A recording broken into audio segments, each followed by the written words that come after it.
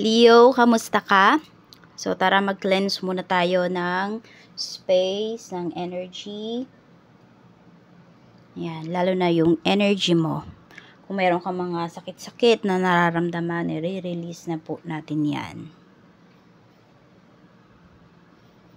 Let's cleanse your mind, body, and soul. Sa mga hindi pa po nakasubscribe or bago lamang po kayo dito sa ating channel, please subscribe and hit the bell button para lagi kayong updated every time na meron akong uploads. At kung namimiss nyo naman ako, ayan, pwede nyo i-visit yung ating Facebook page, Tarot Intentions by Eliane Reyes. Active kasi ako dun ngayon. So, kung di nyo ako nakikita rito, dun po sa Facebook. Nandyan yung link sa description box or sa comment section ilalagay ko. So, tingnan natin, Leo, ano yung mensahe para sa'yo. We have 2222. 2222. So, ayan, twin flames. So, marami sa inyo, you are dealing with your twin flame. So, some of you naman, pwede po na makilala nyo na ang twin flame ninyo. Tignan natin kung ano pa yung mensahe. Mensahe pa po natin. Oh, meron dito, napipick up ako. Yung twin flame ninyo may asawa na. Or basta committed na yung inyong twin flame. Yes, may ganun talaga ha. Na may mga twin flames na yes, twin flame kayo, pero hindi na kayo pwedeng maging isa this lifetime. Oo. So, bawi na lang next life. Be assertive. Ayan po. So, kung yun nga, may ka-deal kayo dito na twin flame ninyo, maging mapanuri po kayo, ano. Tignan ninyo kung, committed ba talaga yung tao na yan or hindi. Or for some of you po, kung nakilala nyo na yung twin flame ninyo, ay wag na daw kayong magpatumpik-tumpik pa. Oo, ayan o, maging maagap nga daw kayo rito. Pagdating, yung iba po sa inyo, hindi nyo talagang maging maagap pagdating sa inyong relationship kasi po, pwedeng nasusobrahan kayo sa pagtatrabaho. Diba? Pwedeng puro trabaho, puro pagtulong, yung inyo pong inaasikaso, na nakakalimutan nyo na po yung inyong love life. So, huwag nyo kakalimutan yung love life ninyo. Tingnan natin. Pagdating naman sa kaperahan, kamusta? So, shuffle muna natin ang ating cards. Kamusta naman po ang kaperahan? Kaperahan ni Leo. Check natin, Leo, ano yung kaperahan mo? King of Wands. May support ba kayo dito na nare-receive? Monetary support coming sa isang tao. So, pwedeng ito ay asawa mo. Some of you naman pwedeng lalaki kasi ang pinapakita rito. So, pwedeng kapatid mo ito, kapatid mong lalaki, pwedeng father mo, pwede rin naman nakarelasyon mo. We have 4 of Cups. Ayun. Ayun lang. Meron kayong delays. May delays kayo na mararamdaman ngayon towards dito sa pera na marireceive po ninyo. Or towards sa pera na hawak ninyo ngayon kasi iba naman ay may hawak kayong pera. So, may delays na pinapakita rito. And for some of you po, meron kayong mga projects na gustong gawin sa pera na hawak nyo. Kaya lang, hindi nyo kasi alam kung ano ba talaga yung gusto ninyo. Nahihirapan po kayo.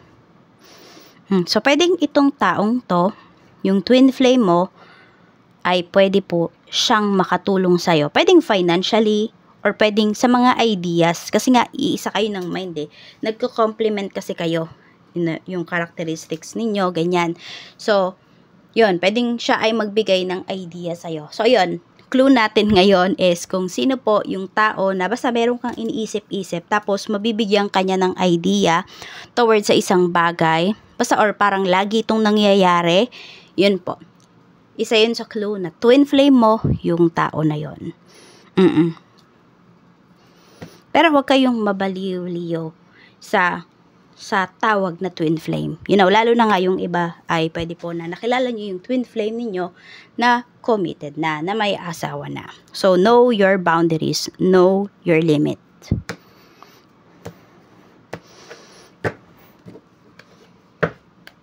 Ayun lang, hindi kayo satisfied towards sa pera na hawak ninyo ngayon. Kaya din siguro sinasabi sa inyo dito ni Universe na maging maaga po kayo.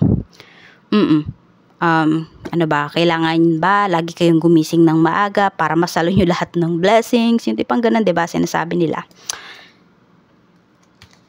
Sa career naman or trabaho, we have Queen of Pentacles. Sa trabaho naman, walang problema yung karamihan sa inyo. Wala ka namang problema. Ayan, we have the World. Ang daming ang opportunity sa'yo rito. Kaya lang, nakikita ko sa'yo, Leo, nakatingin ka lang kasi dito sa career mo. Yan. Though, ang daming opportunity para sa'yo rito. 5 of Swords.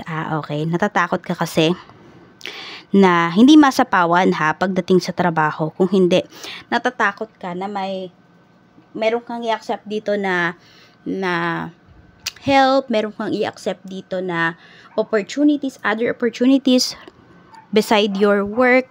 Natatakot ka na baka lokohin ka lang. Siguro kasi nangyari na to sa'yo before. Ayan o, nanaloko ka. Pwede nga meron dito naloko kayo sa pag-iibang bansa. Kasi pwedeng malayong lugar ang pinapakita rito. Oo, ang ganda sa, ang ganda sa paningin, ang ganda sa alam mo yung binasa mo, pag nakita mo, pero hindi pala. Pwedeng may nanloko sa inyo rito. At kung kayo naman po ay naghahanap ng trabaho, maghanap na lang talaga kayo yung sarili po ninyo, sariling sikap ninyo kaysa may asahan kayo rito kasi ito may panloloko kasi na pinapakita rito. So kung kayo po ay naghahanap ng trabaho, at may nagsasabi dito, naku, tutulungan kitang magtrabaho, magbigay ka lang ng ganito, magduda na po kayo. No, hindi genuine yung pagtulong sa inyo nung tao na yon. Pwedeng pineperahan lang po kayo. Tignan natin sa love life mo naman. Okay, kamusta naman ang love life? Energy ng love life ni Leo. Punta muna pala tayo sa business. Kung may business po kayo, 3 of Wands. So, may expansion na pinapakita rito in terms of business. Okay. So, some of you po, kung meron dito, sabi ko nga merong tao na yung ideas niya, magiging swak sa ideas mo, parang ganyan.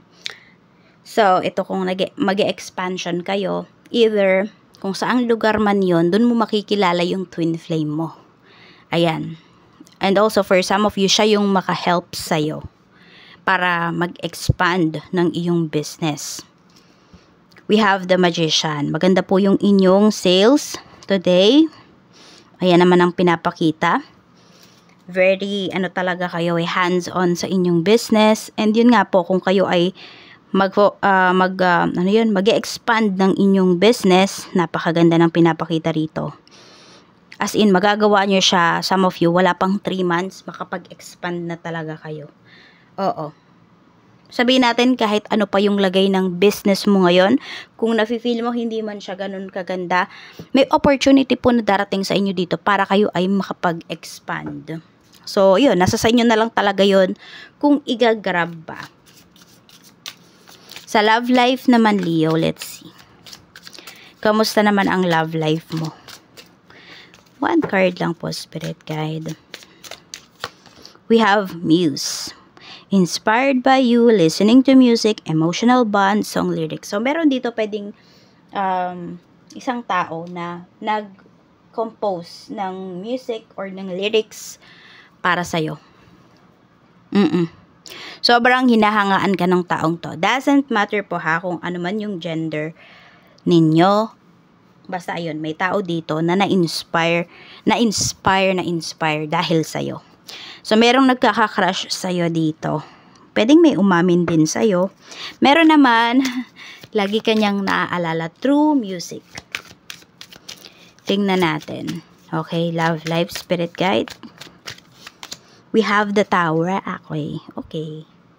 Kakahiwalay nyo lang ng taong to.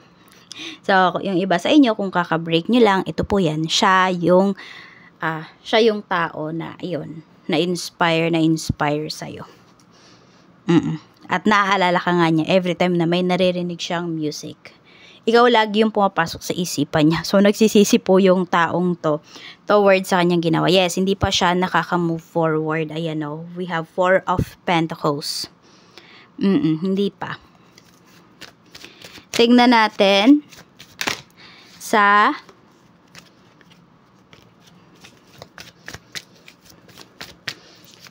okay, tingnan naman natin Spirit Guide. Ace of Pentacles. So, dapat mo talagang pagtuunan ng pansin ngayon is about your finances. It's time po talaga, no, na ayan, kung ano man yung mga ino-offer sa'yo at alam mo naman nakikita ka at legal naman po yan, ito na yon. So, you can accept naman yung mga opportunities na to.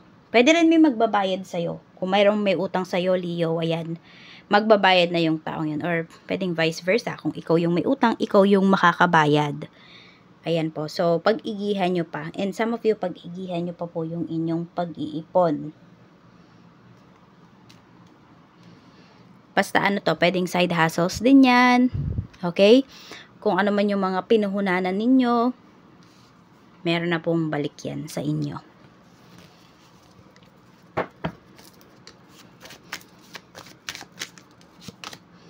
Two of Swords. Dapat mong iwasan today na lagi kang nagdadalawang isip sa mga decisions mo. So, kung ganyan ang nafe-feel ninyo, Leo, ibig sabihin, block po yung inyong root chakra. So, yung ating Kjar's bracelet, ayan, nakaka-balance yan or nakaka-activate yan ng inyong mga chakras. Hindi lang root chakras.